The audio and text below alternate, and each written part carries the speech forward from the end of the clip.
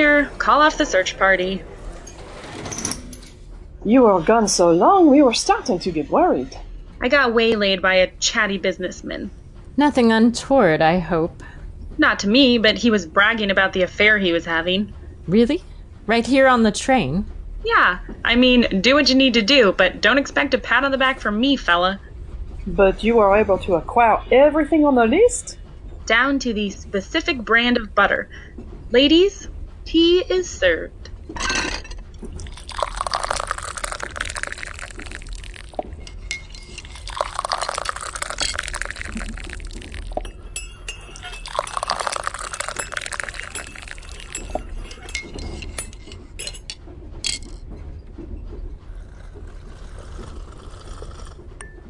Oh, this is liquid rejuvenation pouring right down my throat. Nothing like a cup of mariage frere.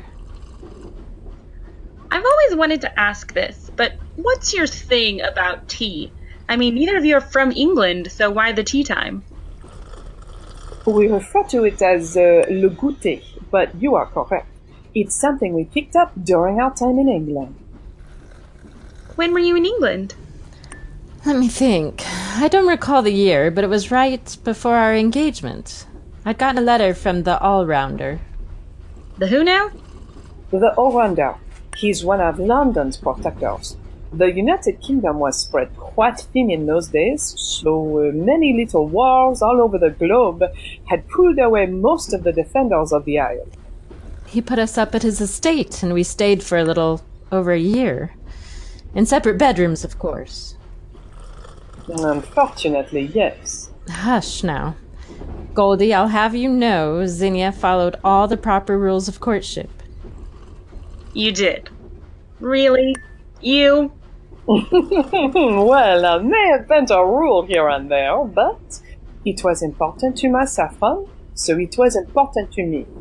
And I knew the prize at the end was worth any amount of trouble along the way. Now, was this before or after the hyenas? How does she know about them? Saffron, what have you been telling her?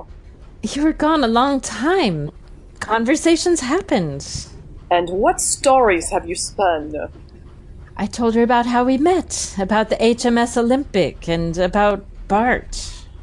And how your passion for me was so great, you threw the rules of polite society aside and kissed me in the moonlight. That's not quite how I remember it. I seem to recall you showing up at my cabin late in the night, half-dressed, the flame of passion in your eyes. My fiancé was consorting with a notorious criminal. But you did not know that then. What was it you were about to confess before I pulled you inside? That you dreamed of my eyes, wanted to touch my hair, feel my soft skin. I don't remember. It was a long time ago. Oh my gosh, are you blushing? What? No. It's the tea. It's very hot. It's caused me to flush, that's all. Where were we? London. Is that where you got married? Ha! If only. What was your wedding like? That is a story for another time. Come on. No, it deserves a proper telling, and I simply don't have the energy. But that does not mean that our story time is over. I wish to know more about what transpired while I was away. You mean kidnapped? Goldie. What? No use tiptoeing around it. They took you, and we're going to make them pay. Show some courtesy. No. Our forthright word is correct. Denying what happened only gives power to our enemies. We should call a club, yes? Close enough, my love. Did you see that? See what? Something in white just went past the outside window. Probably just a bird. But it was going opposite the wind. So, tell me what I missed. Well, let's see. Because we ended up shipboard, our search didn't start as soon as I wished it would have. We finally managed to jump ship at Genoa. No, you didn't run into La Superba, did you? Oh, thank goodness, no. That's a conversation I was happy to avoid. We managed to book passage and started our hunt. I'll spare you the red herrings along the way. Who are the red herrings? Nobody. Well, nobody I've heard of. She means the false leads. No herrings of any color were involved. But there were some pretty mean cuttlefish. Oh, right. We were crossing the Mediterranean and we found an uncharted island. Only it wasn't an island at all. What was it? A ship made of coral. It was created by this group called the Crustacean Nation. They'd been attacking ships with their giant sea creatures. I never really understood if they found the huge cuttlefish or made them like that. That's a good question. I suppose we should have asked. So what happened? Did you battle them? Sword against claws? No, we managed to talk them down and gave them candy. Did you say candy? Yeah. I don't feel like we're telling this story well. They'd been living on seaweed and fish and hadn't had anything from the surface world. They were more hungry than evil. I was thinking about introducing them to the wonders of seared steak, but Goldie had another idea. I just picked up a bag of Red Bird peppermint puffs, they're my favorite, and offered them to the group. And they loved them, of course, which, by the way, Saffron, you still owe me a bag. Of course. They were so taken with the sweets, they let us go. We managed to open trade negotiations with them instead of, I don't know, creating a group of sugar junkies bent on raiding local communities for sweets. At least I hope so. We might want to look into that. I will make a note of it. Oh, what else? Let me think. We dueled the Titanic triplets in Tripoli on top of a teetering temple. You fought the Titanic triplets?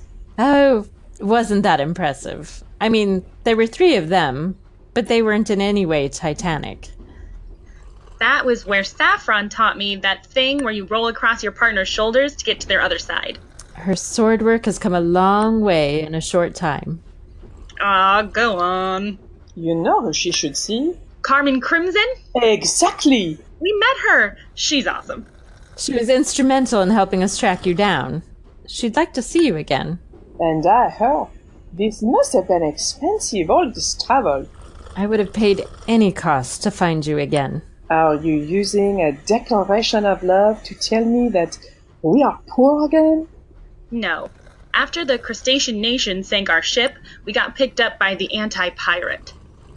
Did you say the anti-pirate? Yep, that's what he called himself. His English was not terrific. Ah, yes. Tarek Tanas Rooft, captain of the Canary Current. He was kind enough to provide passage, and in return we helped fight any pirates we came across. Like the Barbary Bandits, which led us to Carmen Crimson. And I think we've just looped. Sorry, dearest. It's been a whirlwind of a time. I haven't had a chance to collect my thoughts into any kind of narrative. It is understandable, and I thank you for attempting to fill me in. That time I saw it too. So what? The white thing out the window. Let me take a look.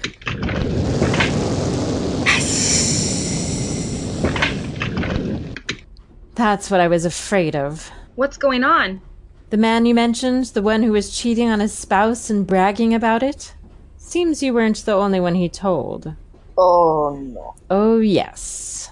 Is he in danger? Very much so. He's caught the attention of Les Belles Dames Sans Merci. The who now? They're a cult of a team that... Actually, we don't really know what they are. But what we know is what they hate. Men cheating on their wives. Oddly, they don't seem to take any action going the other way. A mystery for another day. So we have to save the philanderer. If by we you mean Zinni and I, then yes. What? I have to stay behind? Unfortunately. Even after all we've done, all the battles we've been in. I trust your skills, Goldie, but battling revenge-crazed ghost women on top of a moving train in the dark? That's beyond even your abilities. But not beyond ours. Keep the tea warm, we'll be back soon. With more stories, I hope. It has been a wonderful and strange life. I am happy to share our tales. especially the ones involving my beautiful wife. Oh, stop you.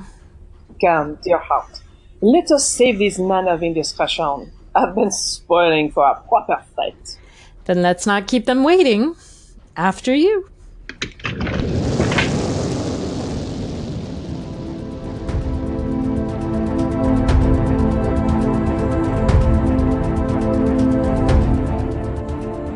The adventures of our dynamic trio will continue on next week's episode of Monday Matinee's Swashbuckling Ladies Debate Society.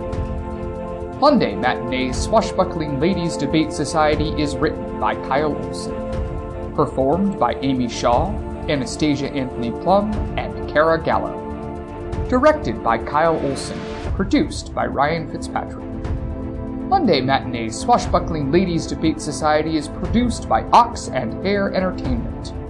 Follow us on Twitter at Ox and Hare, check out our Facebook page, or come by our website, oxandhare.com, where we've got a couple of sword-swinging ladies, a filmmaker under siege, and a group of adventurers on a doomed quest. Just not all at once. Also, we now have merchandise. So pick up a t-shirt of your favorite swashbuckling lady at oxandhare.threadless.com. Come along.